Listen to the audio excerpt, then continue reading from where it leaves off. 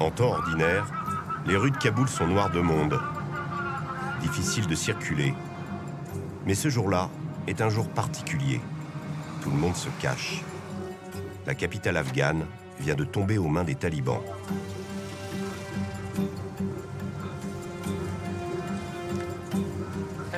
Ils en contrôlent le moindre recoin. Cette offensive éclair, dans les semaines qui l'ont précédée, nous avons pu la suivre aux côtés des talibans. Ils nous ont donné un accès exclusif.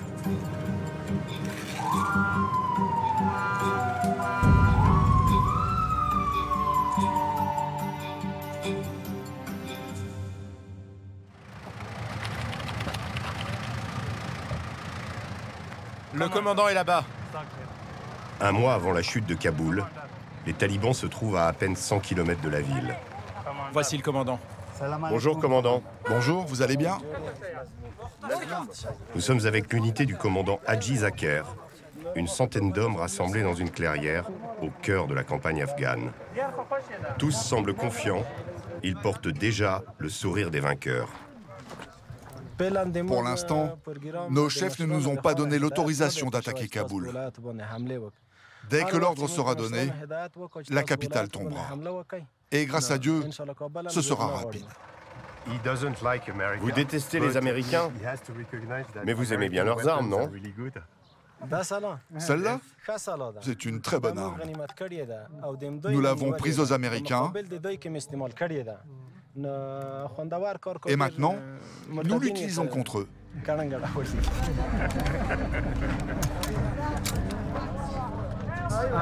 Ça, c'est américain. Et celle-là aussi est américaine. Le commandant est venu répartir les stocks d'armes considérables récupérés à l'armée afghane en déroute. Les combattants de toute la région ont été conviés au partage du butin qui doit servir à la conquête de la capitale. Les enfants s'occupent d'acheminer les cartons de munitions. À l'intérieur, les armes américaines les plus modernes côtoient les vieilles pétoires soviétiques. Ici gisent les vestiges des vaincus.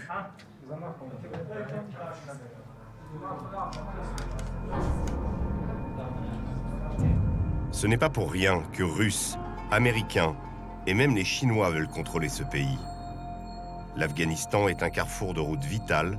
Quiconque l'occupe s'ouvre les portes de l'Inde et de la Chine, et à l'opposé, celles de la Turquie et de l'Europe. Seulement voilà, personne ne contrôle l'Afghanistan. Alexandre le Grand et Gengis Khan y ont laissé des plumes.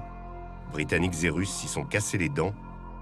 À force, on l'a surnommé le cimetière des empires.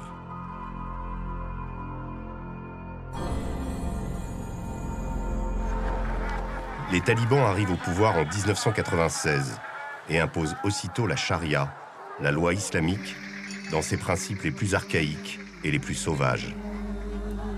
À Kaboul, les pendaisons succèdent aux pendaisons. On juge et on exécute dans les stades.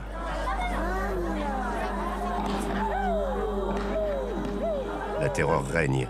L'obscurantisme va durer 5 ans, culminant en mars 2001 par le dynamitage des Bouddhas millénaires de Bamiyan, comme une gifle à la face du monde.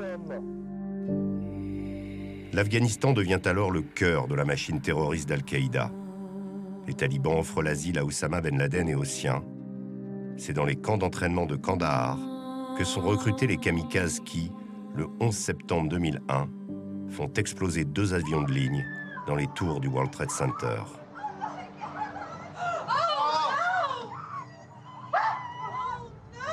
I want justice. And there's an old poster out west, as I recall, that said wanted, dead or alive. L'opération Enduring Freedom commence. En moins d'1 mois, les talibans sont chassés du pouvoir. Seulement, 20 ans et 1000 milliards de dollars plus tard, ils sont de nouveau aux portes de Kaboul.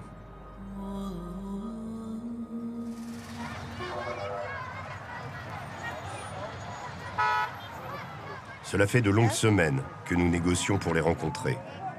Une possibilité semble se dessiner, mais avant ce périlleux voyage, il nous faut prendre quelques précautions, en particulier pour Véronique de Vigry, photojournaliste.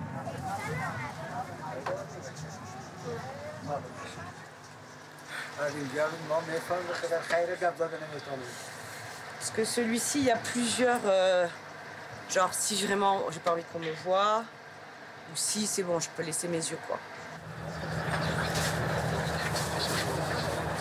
You can try? Shall I try?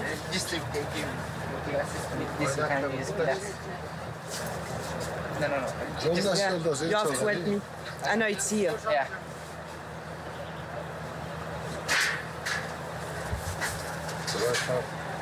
Yeah, I think it suits me perfect, no? It's a good size, no? It is, yeah. On se voit pas trop, il fait un peu chaud.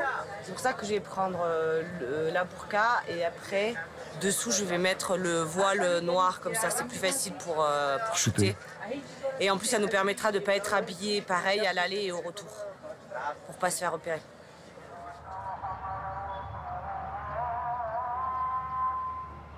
Après 8 jours d'attente, le signal nous est donné.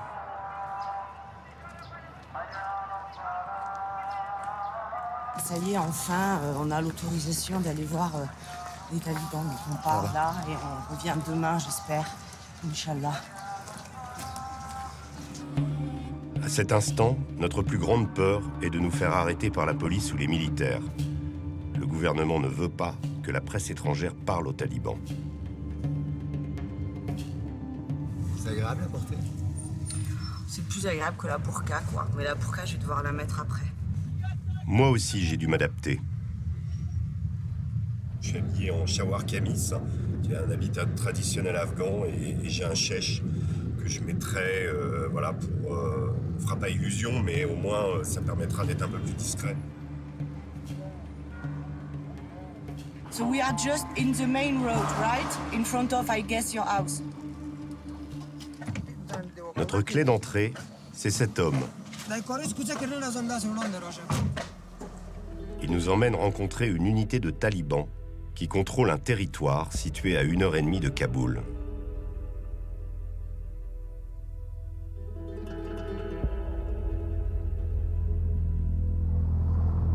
Nous empruntons la route de la mort, un axe stratégique, théâtre de nombreux combats. Pour en sortir vivant, il faut en connaître les codes, comme notre chauffeur. Est-ce que quand il aperçoit ce camion arrêté, il ne se pose pas de questions et se range immédiatement sur le bas-côté. Il y a des tirs. Il y a un mec qui est caché là-bas. J'ai entendu un tir. Ah ouais, il y a des combats là. Il y a des combats. C'est pas bon pour nous, ça. It's Afghan army shooting. Do we need to hide over there? No.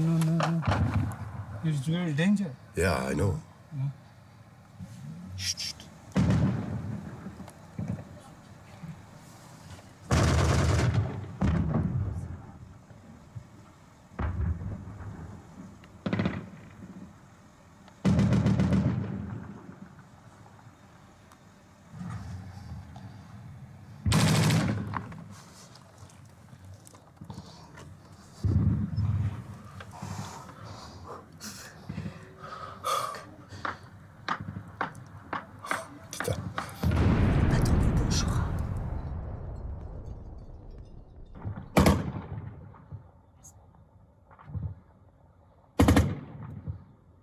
C'est vraiment l'artère de l'Afghanistan.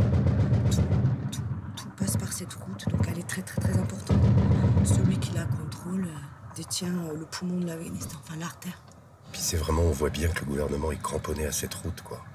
Et que les autres sont dans les campagnes à côté et tirent depuis les côtés de la route. Le Visbar. Ouais. On peut dire qu'ils sont vraiment aux portes de la ville, là. Ah là, on est à 20 km du centre, même pas. En péril. Je sais pas si du coup on va devoir faire demi-tour ou si on va quand même pouvoir y aller. All right.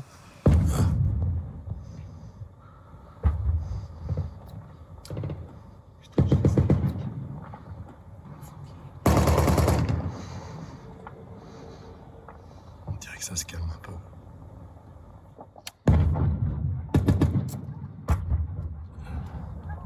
trop, non? Non. Pas vraiment. Ça tire fort. Ouais, mais ça c'est un peu décalé, on dirait. Non-stop. Ça... Je vois plus de soldats là sur la route. Il y a encore le MV qui est là-bas, mais il n'y a plus de soldats qui avancent baissés. Allez. Allez, hop, c'est parti. On repart. Après 20 minutes de combat, chacun reprend sa route, comme si de rien n'était. Au fil des kilomètres, les soldats disparaissent. Et le drapeau afghan laisse place à la bannière blanche des talibans. Nous voilà désormais sur leur territoire. Les villages que nous traversons portent les stigmates des combats récents.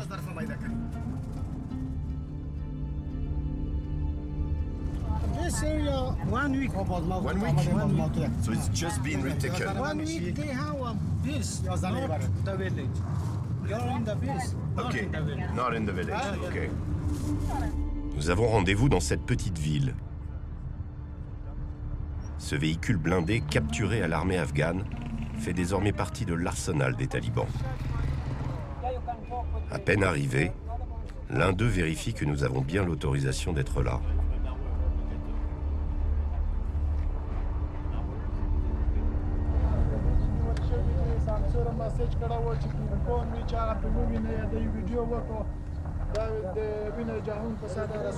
Lui, c'est Monsieur Hanafi. Il porte le turban noir des chefs. Il sera notre guide pendant tout le séjour. Salam alaikum, single. Son rôle est de nous convaincre qu'en Afghanistan, les talibans ne font pas partie du problème, mais bien de la solution.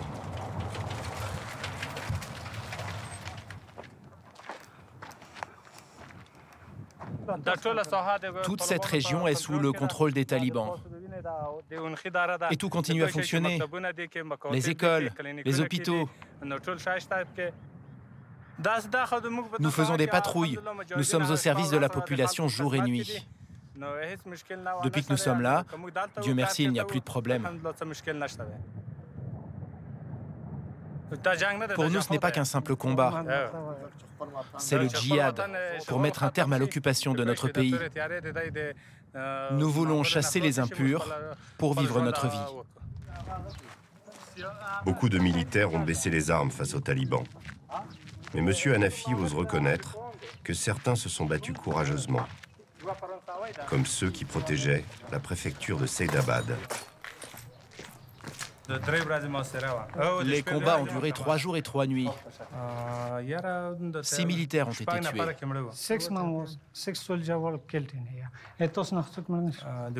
Et 7 ont été blessés. Et combien chez les talibans?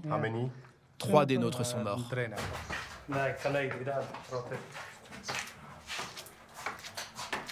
Les combats ont été très intenses à cet endroit. Pour les déloger, on a utilisé du matériel lourd, des mortiers, des douchkas et des RPG. Dans la débâcle, pour se fondre dans la population, beaucoup de soldats ont abandonné leur tenue militaire.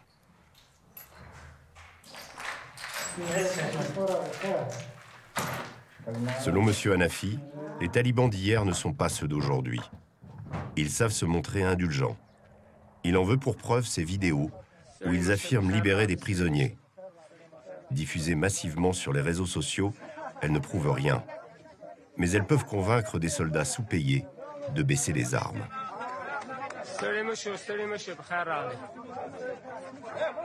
Nous avons libéré tous les soldats que nous avions fait prisonniers et nous leur avons donné à chacun $100 pour qu'ils rentrent chez eux. La tournée talibane continue.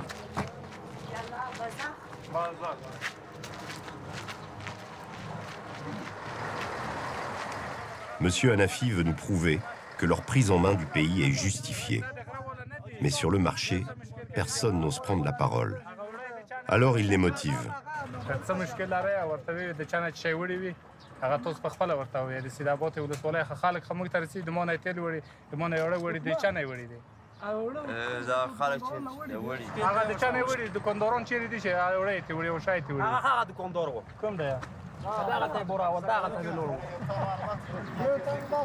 Énervé, M. Hanafi part lui-même chercher un témoin.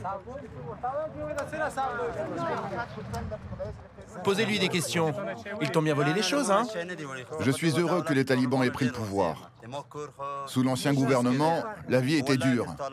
Maintenant, grâce à eux, je suis libre sur ma terre. Mais ce n'est pas assez. Il veut à tout prix trouver un deuxième témoin.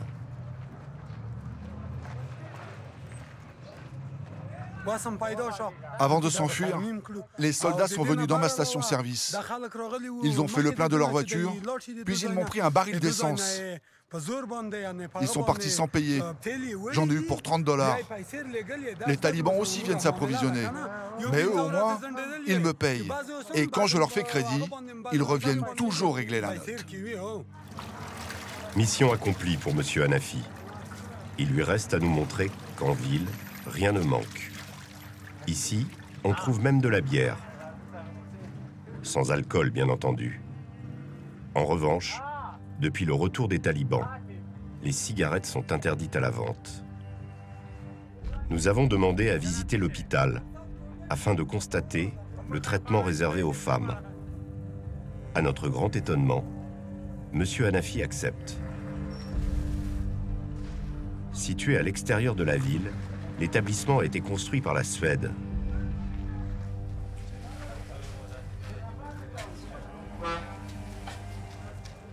C'est son directeur, M. Abdul, qui nous fait la visite. Voici les urgences. Au fond de la pièce, 2 femmes. Ce sont les premières que nous voyons. Le directeur tire lui-même les rideaux. Même si elles sont voilées, nous ne devons pas les voir. L'hôpital manque de tout, même de brancards. Il y a quelques jours, nous avons eu des combats dans la région. Et à cause de ces affrontements, nous avons soigné beaucoup de blessés ici.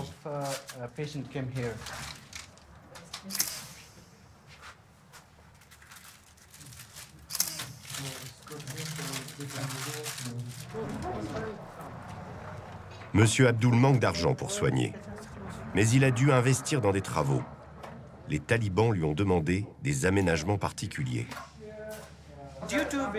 Nous avons construit ce mur pour mieux séparer les hommes et les femmes.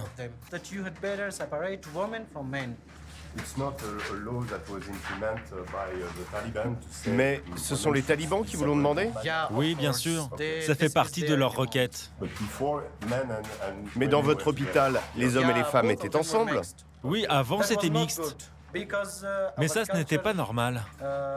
Car notre culture interdit que les hommes et les femmes cohabitent dans la même pièce. Et les exigences des talibans ne s'arrêtent pas là. Il ne faut jamais que les hommes et les femmes se croisent, même en cas d'urgence. Nous avons 2 salles d'opération. Dorénavant, les hommes seront opérés ici et les femmes de l'autre côté. Mais les choses se compliquent lorsque nous demandons à voir l'aile réservée aux femmes. Non, non, vous ne pouvez pas filmer les femmes. No.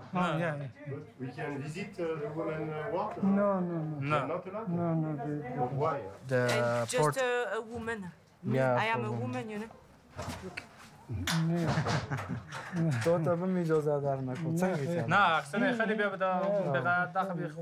Because they didn't allow for you that you get a pictures or much more. That is not good. But just the babies, the babies. Small babies.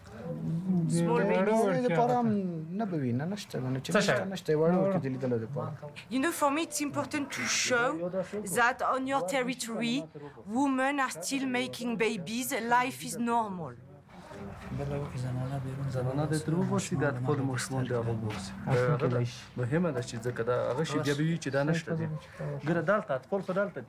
Après avoir obligé les femmes à se dissimuler sous leur voile, ils nous autorisent à entrer, mais nous avons interdiction de leur parler.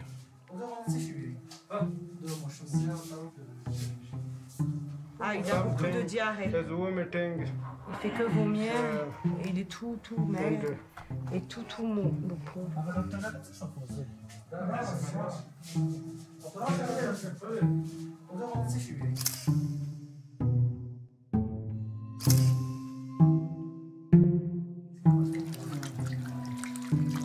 À la fin de la visite, nous rejoignons les autres chefs pour le déjeuner. Seulement Véronique est plutôt énervée.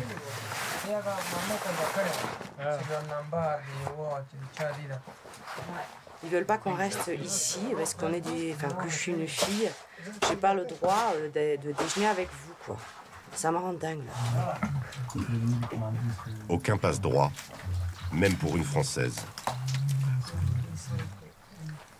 Bon appétit, régalez-vous. Oui, nous, on repart du coup les femmes.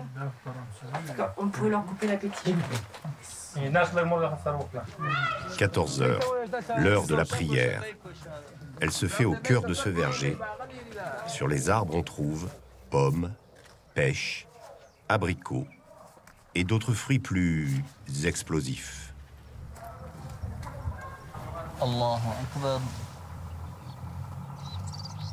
Ce n'est pas par coquetterie que les talibans prient dans ce verger. Les arbres fruitiers leur offrent une protection contre les yeux du ciel, les drones du gouvernement.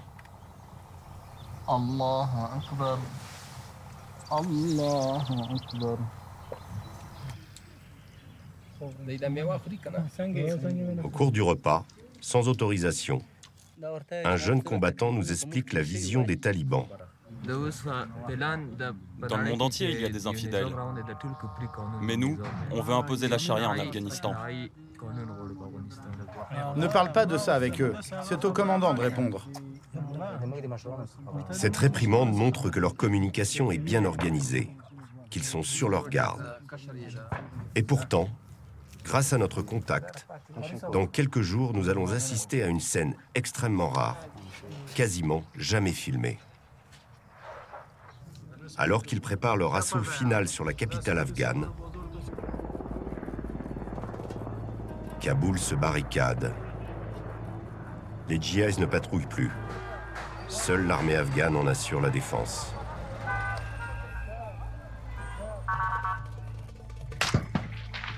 Seulement sans l'appui aérien des Américains, les soldats peinent à contenir les talibans. Les armes crépitent, maintenant à seulement 10 km de la ville.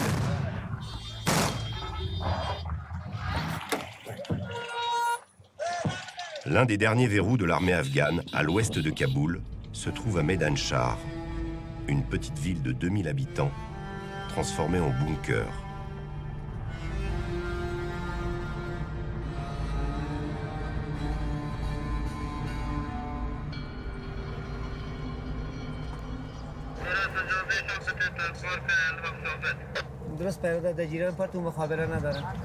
Ce dernier rempart n'a pas été confié à n'importe quel militaire. Le colonel Maillard est un ancien des forces spéciales. Et il compte bien se battre jusqu'au bout.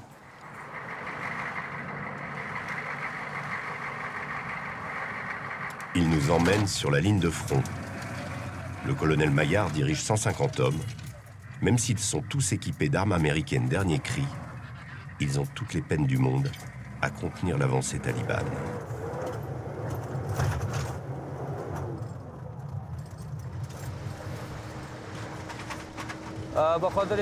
On est obligé de patrouiller en véhicule blindé, parce qu'à tout moment, les talibans peuvent nous attaquer. Seuls ces blocs de béton les séparent des insurgés. Et pourtant, nous sommes à moins de 50 km du centre-ville de Kaboul.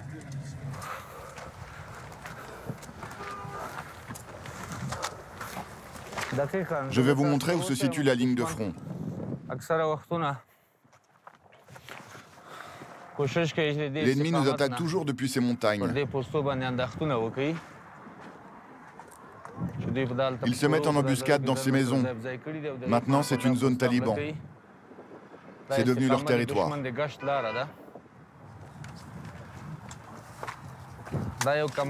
Les combats sont permanents. Beaucoup de nos hommes sont tombés ici. Pas seulement ce mois-ci ni cette année, mais depuis toujours. Vous savez, non seulement nous sommes prêts à mourir pour Kaboul, mais aussi pour l'Afghanistan.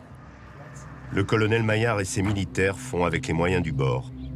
Mais il est peut-être déjà trop tard, car à quelques kilomètres de là, les talibans imposent leur ordre en toute tranquillité. Nous retrouvons l'unité qui accepte notre caméra. Ils ont monté un checkpoint sur la route Kandahar-Kaboul et contrôlent chaque véhicule qui passe.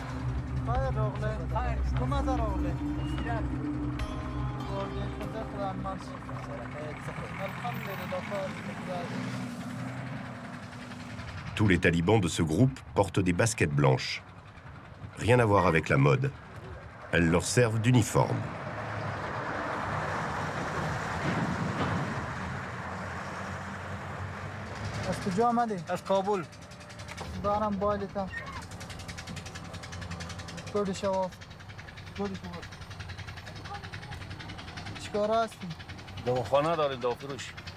Aux yeux des talibans, toute personne bien habillée est suspecte.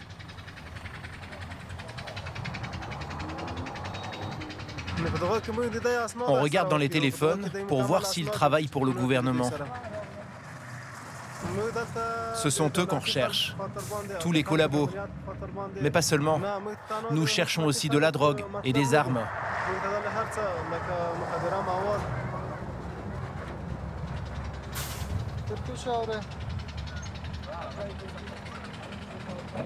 Qu'advient-il des personnes qu'ils arrêtent? Difficile de le savoir.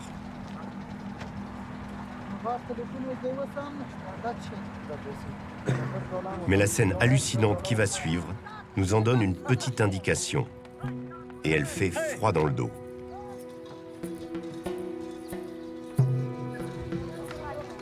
Nous sommes conviés dans un village isolé, au cœur de la campagne afghane.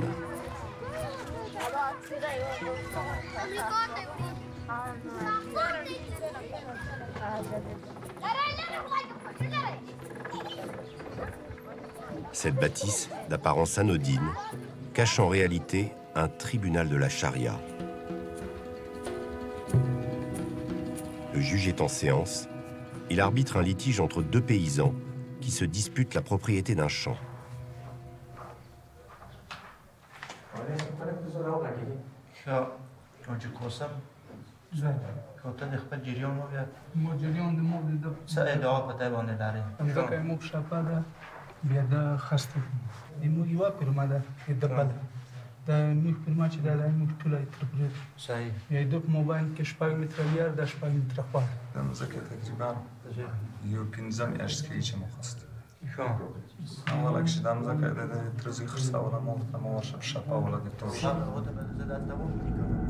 À l'arrière-plan, nous remarquons un homme silencieux.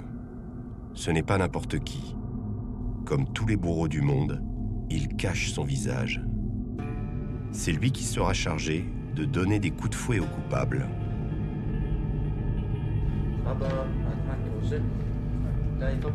Les deux hommes connaîtront leur sort dans quelques jours. Dans vos jugements, appliquez-vous une justice aussi impitoyable que celle des talibans d'autrefois? Nos décisions seront les mêmes qu'auparavant. Il n'y a rien de nouveau dans les saintes lois de la charia. Nos lois sont les mêmes qu'au temps du prophète, comme cela est mentionné dans les versets du Saint-Coran. Avez-vous personnellement ordonné qu'un voleur ait la main coupée? Non. Ici, dans ce tribunal, je n'ai pas un tel pouvoir. Et jusqu'ici, je n'ai jamais ordonné ce genre de punition à un condamné.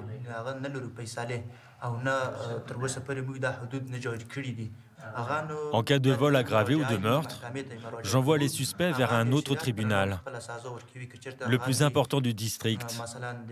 Lui, il est habilité à juger s'il faut couper une main ou même prononcer la peine de mort. À en écouter ce juge, les nouveaux talibans ne semblent pas vraiment différents de ceux qui régnaient sur le pays avant 2001.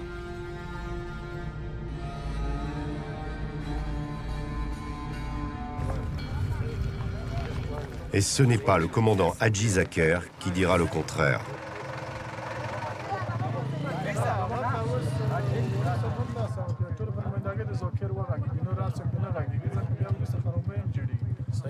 Il a pris les armes à l'âge de 15 ans, puis il a gravi les échelons en s'imposant comme un chef respecté.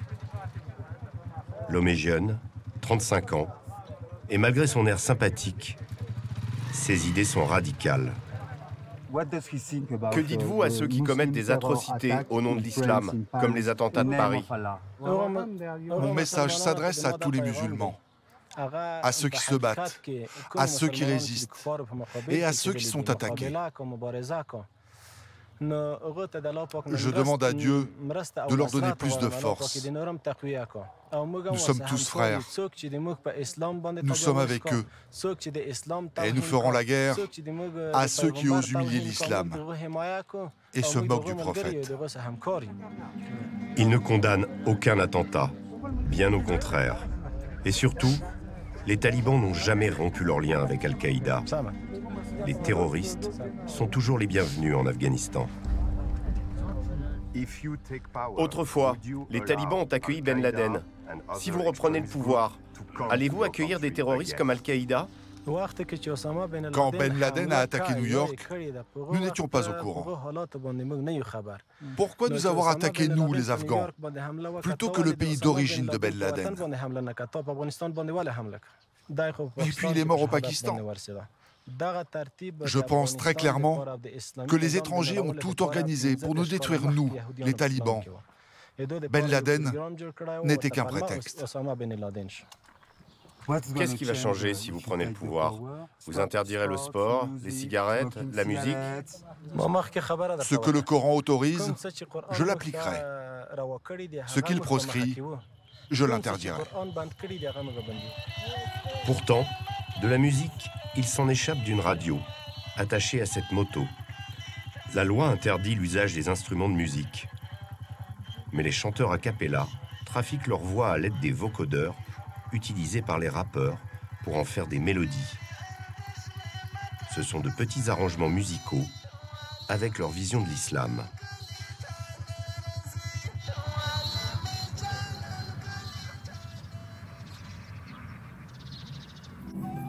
Nous reprenons la route, tout étonnés de la facilité déconcertante avec laquelle les talibans semblent en mesure de reprendre le pays.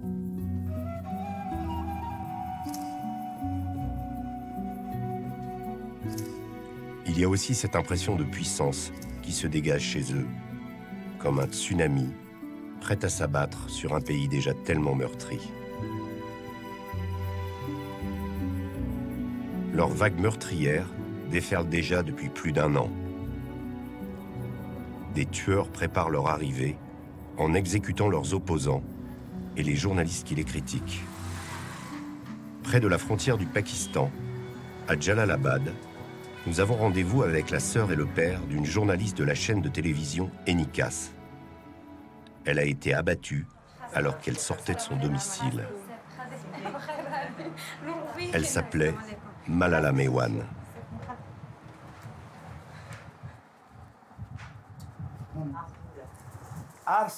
Ma fille m'a dit, « Père, je veux devenir journaliste. » Nous savions que c'était un métier difficile et très dangereux. Mais si nous, les Afghans, nous n'assumons pas, qui va le faire à notre place? Elle m'a dit, « Je veux faire ce travail. » J'ai répondu, « Fais-le. »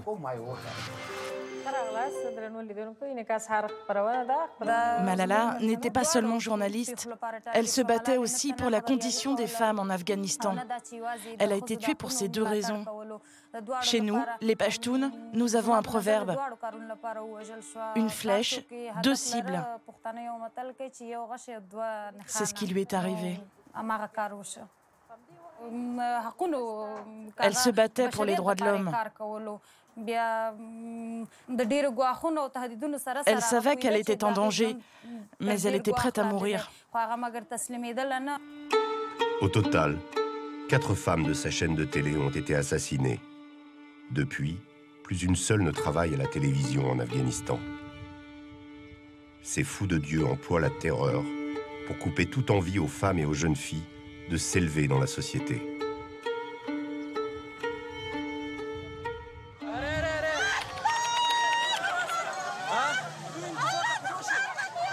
Le mercredi 8 mai 2021, l'horreur frappe les écolières d'un quartier de Kaboul. À la sortie des classes, 2 voitures piégées explosent l'une après l'autre, tuant 50 adolescentes.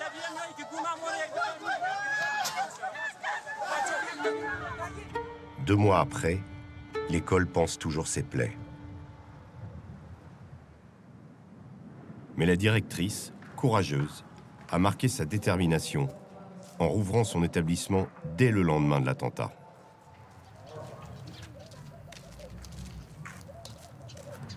La voiture piégée a explosé à cet endroit, juste ici, à droite. C'était exactement là. Et puis il y a eu une deuxième explosion, 2 ou 3 minutes plus tard, quand tout le monde était regroupé. Ces fillettes appartenaient à la minorité Hazara, des musulmans chiites modérés, régulièrement la cible des extrémistes religieux. Leurs prénoms ont été peints sur une pierre, sur laquelle les habitants du quartier viennent se recueillir. Venir ici, c'est très dur pour moi. Il faut que les voix de tous ces enfants martyrs résonnent aux oreilles de tous les peuples, pas seulement en Afghanistan.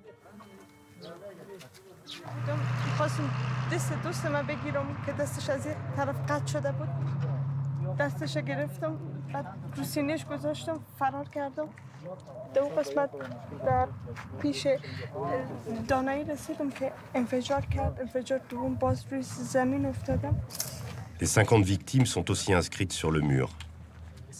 Arifa, 16 ans, y découvre le prénom de son amie. C'était ma copine. Elle voulait devenir docteur. Et maintenant, elle n'est plus là. Cet attentat n'a pas été revendiqué. Quoi qu'il en soit, le retour annoncé des talibans est une terrible nouvelle pour cette communauté Hazara, chez qui les femmes étudient, travaillent, conduisent et ont même le droit de vote. Malgré la menace, ces gamines entendent bien relever la tête et prendre leur destin en main. Je vais à l'école car j'aime mon pays et je veux sauver l'Afghanistan. Si les talibans nous interdisent d'aller à l'école, on restera à la maison. Qu'est-ce qu'on peut faire d'autre? Au-delà de l'éducation, nous devons nous battre, femmes et hommes, ensemble, les armes à la main, afin d'éliminer les talibans. L'Afghanistan est une république islamique démocratique. Mais les talibans veulent imposer leurs lois, alors nous devons nous défendre. Nous devons organiser la résistance. Des femmes qui veulent prendre les armes. Une image presque impensable en Afghanistan. Pourtant, l'une d'elles l'a fait. Aujourd'hui, dans Kaboul, son portrait apparaît un peu partout sur les murs. Une kalachnikov dans les mains.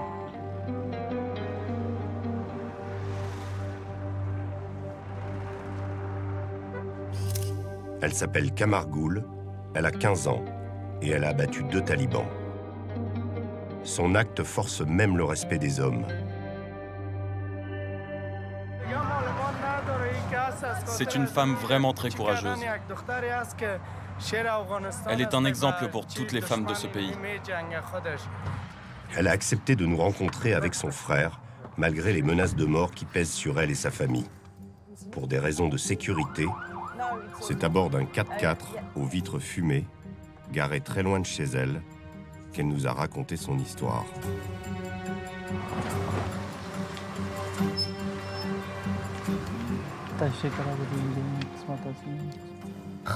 Il était 1h du matin. Je dormais quand les talibans sont arrivés.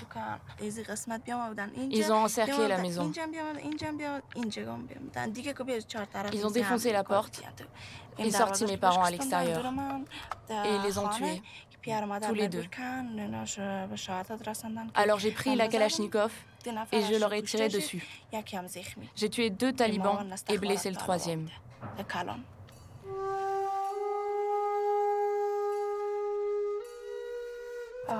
J'ai continué à tirer jusqu'à l'arrivée des voisins.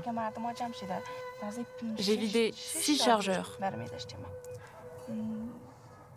Je n'ai rien ressenti en les tuant. Je pensais juste à venger mes parents.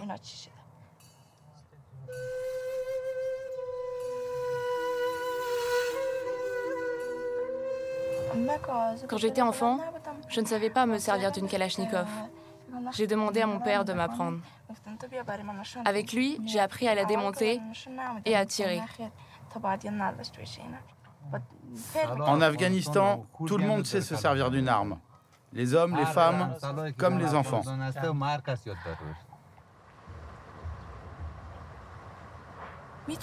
J'ai très peur que les talibans cherchent à se venger et me tuent. Parce que tout le pays est en train de tomber entre les mains des talibans. Bientôt, ils vont tout contrôler. Je n'ai pas fait d'études. Je ne sais pas ce que je veux faire dans la vie. Ou peut-être devenir présidente de l'Afghanistan. Et si je deviens présidente du pays, je tuerai tous les talibans. Je n'en laisserai pas un seul en vie.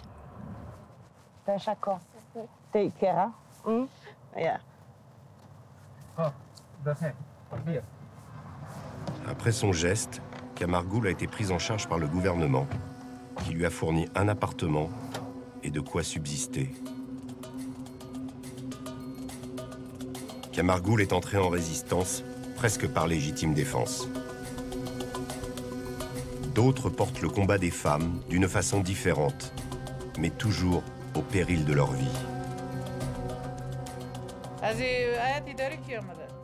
Balkis Roshan, députée, est l'une d'entre elles. Elle vit constamment entourée de gardes du corps. Il faut dire qu'elle reçoit chaque jour de nouvelles menaces de mort.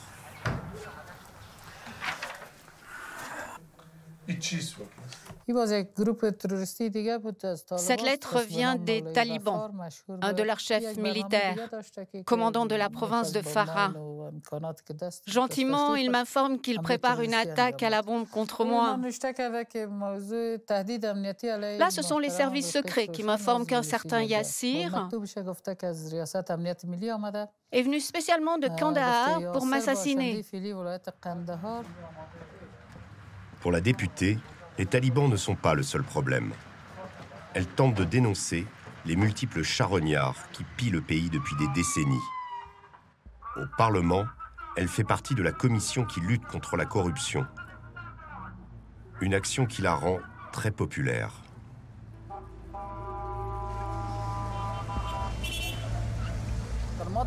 Je n'étais pas à Kaboul quand des jeunes ont peint mon portrait en grand sur ce mur. Certains parlementaires en sont jaloux. Daesh et les talibans m'ont dans le viseur, mais j'ai d'autres ennemis aussi, des mafieux et des seigneurs de guerre. Certains font même partie du gouvernement et s'affichent comme des alliés. Les seigneurs de guerre sont nés du chaos qui régnait après l'occupation soviétique. Il leur a permis de faire main basse sur les richesses du pays et de s'emparer de véritables fiefs. Aujourd'hui, leur immense fortune leur permet de financer de petites armées. L'idéologie de ces seigneurs de guerre est identique à celle des talibans. D'ailleurs, ils considèrent les femmes de la même façon, avec le même mépris. Avant l'arrivée des talibans, notre pays a subi leur diktat entre 1991 et 1995. Si les talibans reviennent, ils leur dérouleront le tapis rouge et pactiseront avec eux. Ces chefs de guerre sont milliardaires et pour défendre leur fortune, ils sont prêts à n'importe quel compromis. Elle en veut pour preuve ces affrontements dans l'hémicycle avec les seigneurs de guerre devenus députés. L'un d'eux, Alagul Mujahed, ne cache pas son intention de pactiser avec les fous de Dieu. خواهش من از طالبایی است که آمریکایا قوای ناتو شکست کرد نوش جانت که زدیش مگم افغان نکش اردو را نکش پلیس نکش بیا کتیما بیادر ما هستید همینجا یک جای حکومت بساز یک جای کتیما زندگی کن. Ce puissant seigneur de guerre a bien voulu nous recevoir dans son fief, à l'est de Kaboul. Ici, tout lui appartient sur des kilomètres. Il possède les échoppes, les stations essence, les briqueteries, mais pas seulement.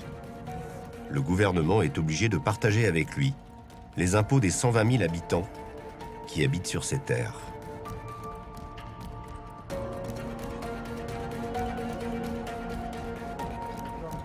Il nous reçoit dans une de ses villas, au luxe tapageur et archi-protégé.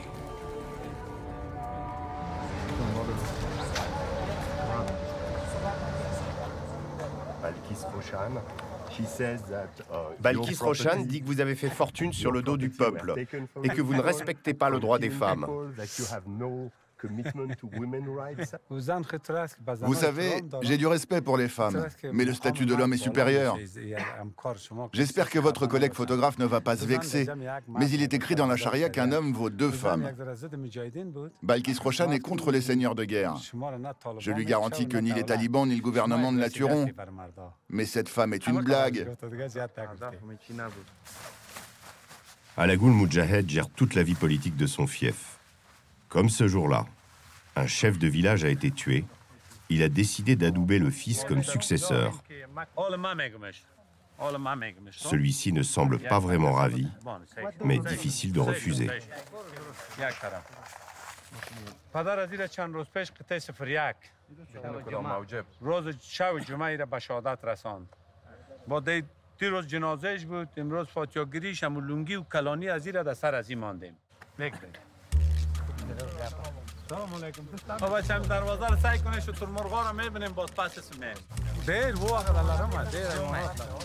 Une passion qu'il partage, hasard, avec Pablo Escobar, le célèbre trafiquant de drogue. D'ailleurs, comme lui, il possède un petit zoo et des maisons pleines de dorures. Quand je reçois ma famille, je viens dormir dans cette maison. Enfin, c'est une maison parmi tant d'autres. J'en ai un peu partout.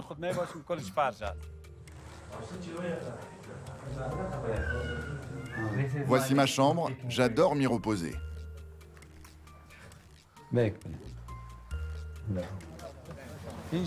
Dans ma propriété, j'ai 80 gardes armés et dans mon district, j'ai 3000 hommes. Ils sont équipés d'armes lourdes. Quels sont vos ennemis? Les talibans ou le gouvernement? Peu importe. Celui qui osera me faire la guerre sera mon ennemi. La guerre, Alagoul Moudjahed la pratique depuis plus de 40 ans. Et pour avoir la paix, il est prêt à s'entendre avec n'importe qui. Parmi ses gardes du corps d'ailleurs, certains se trouvaient encore dans les rangs des talibans il y a peu. Que les Américains aillent se faire foutre. Vive les talibans. Celui-ci exhibe fièrement une vidéo où on le voit enterrer une mine destinée aux Américains. Seigneur de guerre ou talibans, tous les combattants se ressemblent. Il leur arrive de changer de camp. Ils portent les mêmes tenues et partagent la même vision obscurantiste de l'islam.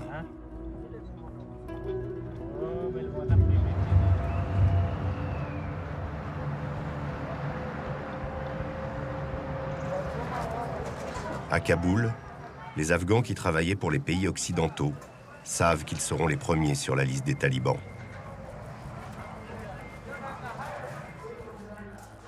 L'homme avec qui nous avons rendez-vous a travaillé pour l'armée française. Bonjour. Bonjour, comment ça va? Ça va et vous? En particulier la gendarmerie. Pendant 2 ans, Zabiloullah a servi de conseiller à la sécurité.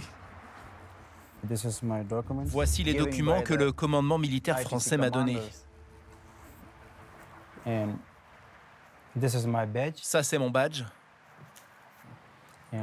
Et voici le certificat reconnaissant mon professionnalisme. Il est signé par un colonel français. Je suis là, moi. Maintenant, j'ai peur parce que je suis une cible. Vous savez, si les talibans m'attrapent avec mon certificat, avec cette photo, ils vont dire que je suis un espion. Et ils vont m'exécuter immédiatement. La France affirme avoir évacué tous ceux qui ont collaboré avec elle. Visiblement, elle en a oublié quelques-uns. Nous sommes allés poser la question du sort de ces Afghans à l'ambassadeur de France. Le quartier ultra-protégé des ambassades est un enfilement interminable de blocs de béton surmontés de barbelés. L'ambassadeur David Martinon se prépare à célébrer son dernier 14 juillet à Kaboul. Le bâtiment est quasi désert, prêt à être évacué, mais selon lui, la France reconnaissante n'a oublié personne. Tous les cas ont été examinés. Nous sommes en train d'achever l'opération de mise en sécurité de nos collaborateurs afghans. Ce que nous essaierons au final de mettre en sécurité, ce sont par exemple les activistes des droits de l'homme, par exemple un certain nombre de journalistes extrêmement exposés et peut-être des artistes qui ont pris des positions dont l'expression artistique les met en danger. La France fait ce qu'elle peut, mais elle n'a pas pu toujours venir en aide à ceux qui étaient trop loin, ceux qui n'ont pu rejoindre à temps la capitale. Sur le mur, à l'entrée de la résidence, l'ambassadeur égrène avec émotion les noms des soldats français morts en Afghanistan. 18 août 2008, Alexis Tahani, 8e régiment de parachutistes d'infanterie de marine. Julien Lepin, Damien Buil. 2 jours avant l'embuscade qui a coûté la vie à ces hommes, notre caméraman Paul Comiti s'était retrouvé sous le feu des talibans avec eux.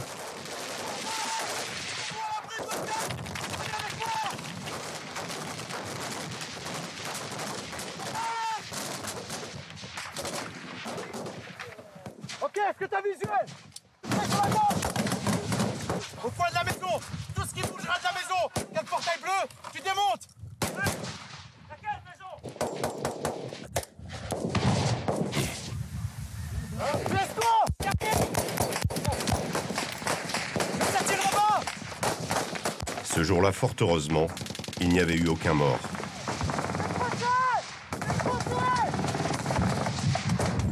En 20 ans, 90 Français ont perdu la vie en Afghanistan. Est-ce que ça valait vraiment la peine, monsieur l'ambassadeur? Tout ce qui a été tenté, c'était pour une part totalement légitime puisque c'était la lutte contre Al-Qaïda. Et c'était également légitime d'essayer d'aider nos amis afghans à rebâtir un État. Voilà. Donc je pense qu'on peut être très fiers de ce que nous avons fait ici. Les quelques convives présents dans l'ambassade, en gros des gardes du corps, des membres du RAID et des forces spéciales, n'ont pas vraiment le cœur à la fête. Merci à tous. La cérémonie a comme un goût d'adieu. À cette date, l'ambassadeur est toujours en Afghanistan, à gérer les évacuations. Zabihullah, le traducteur qui a travaillé pour la France, est retourné à Jalalabad, où il se terre. De son côté, le commandant taliban Zakher a eu une promotion. Il dirige désormais tout un district de Kaboul.